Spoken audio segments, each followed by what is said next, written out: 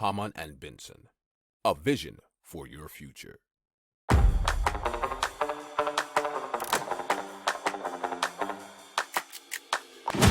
Économie, tech et innovation, hydrogène, énergie. Le journal des stratèges. Présenté par Boris Kahl. Bonjour à tous et bienvenue dans le journal des stratèges. Au sommaire, on va vous parler d'une éolienne adaptable. On va vous parler de comment le Wi-Fi pourrait sauver des vies. On vous parlera aussi de Solar Airship One, le futur du voyage aérien durable. Et enfin, on terminera avec le recyclage des volants de badminton. Vous écoutez le journal des stratèges numéro 393 et ça commence tout de suite. Hamann and Benson. Le journal des stratèges. Alors, Touchwind, c'est une start-up innovante qui propose un nouveau concept d'éolienne offshore. Il a été imaginé par l'ingénieur néerlandais Rikus van de Klip et l'éolienne mono de Touchwind repose sur un flotteur et est dotée d'un mât tubulaire inclinable, nous dit révolutionénergétique.com. Alors, à l'extrémité de ce mât se trouve un rotor bipale incliné vers le haut, fabriqué d'une seule pièce pour une robustesse dite accrue. Alors, l'inclinaison du mât de l'éolienne varie selon la force du vent. En cas de vent faible, le mât est très incliné pour capter un maximum de vent.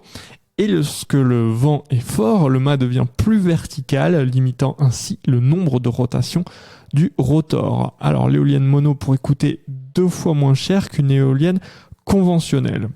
Touchwind envisage de commercialiser des modèles avec des rotors allant de 120 à 200 mètres de diamètre, offrant une puissance entre 7 MW et 12 MW. Touchwind pourrait fonctionner avec des vents allant jusqu'à 252 km/h grâce à sa conception unique. Ils ont obtenu le soutien financier de Mitsui Oeska Lines. Après avoir testé des prototypes de diamètre allant de 1,2 m à 3 m, la start-up prévoit de tester un nouveau prototype de 6 mètres de diamètre aux Pays-Bas. Hamann and Benson. Le journal des stratèges. Alors Zoeker a développé un capteur qui permet d'utiliser les perturbations des signaux Wi-Fi pour reconnaître les mouvements des personnes. Alors l'algorithme développé est capable d'identifier les mouvements, y compris les chutes, en analysant ces perturbations, nous explique leséchos.fr. Or chaque année, environ 2 millions de personnes âgées tombent et dans 10% des cas, elles ne peuvent pas se relever et restent au sol pendant plus d'1 heure. C'est pour ça que la solution de Zoeker est particulièrement utile. Alors il faut savoir que le dispositif est actuellement testé dans plusieurs maisons de retraite et résidences pour seniors. Alors, il nécessite tout de même que la personne âgée utilise des objets avec une fonction Wi-Fi et pour l'instant, il ne fonctionne pas à l'extérieur. Il pourrait donc être utilisé en complément d'autres dispositifs d'alerte. Hamann and Benson. Le journal des stratèges.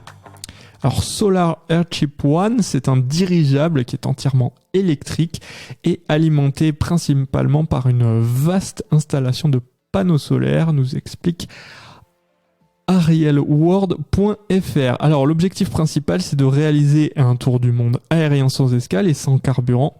Et c'est un défi technologique qui durera environ 20 jours. Alors le dirigeable parcourra 40 000 km, volant près de l'équateur à une altitude moyenne de 6 000 mètres. Il survolera plus de 20 pays, dont l'Inde, la Chine, le Mexique, les USA et la France, en traversant 2 océans et plusieurs mers. Le départ est prévu pour 2026. Alors il va mesurer environ 150 mètres de long et avec une capacité de 53 000 mètres cubes d'hélium. Il sera équipé de 4 800 mètres carrés de panneaux solaires.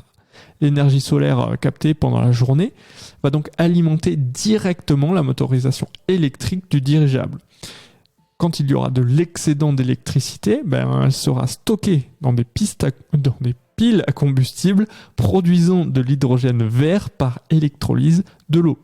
Et pour équilibrer le dirigeable, 2 systèmes de ballastage seront utilisés, l'un à base de l'eau et l'autre à base d'air comprimé. Alors 3 pilotes vont se relayer à bord du dirigeable lors de son voyage inaugural. Il s'agit de Dorine Bourneton, de Bertrand Piccard, qu'on connaît par toutes ces investissements dans les nouvelles innovations et nouvelles technologies, et Michel Tonini, qui est donc un ancien spationaute. Hamann and Benson. Le journal des stratèges. Voilà, c'est terminé pour aujourd'hui. Je vous souhaite une excellente fin de journée. Je vous dis à très très vite pour plus d'infos. Ciao ciao.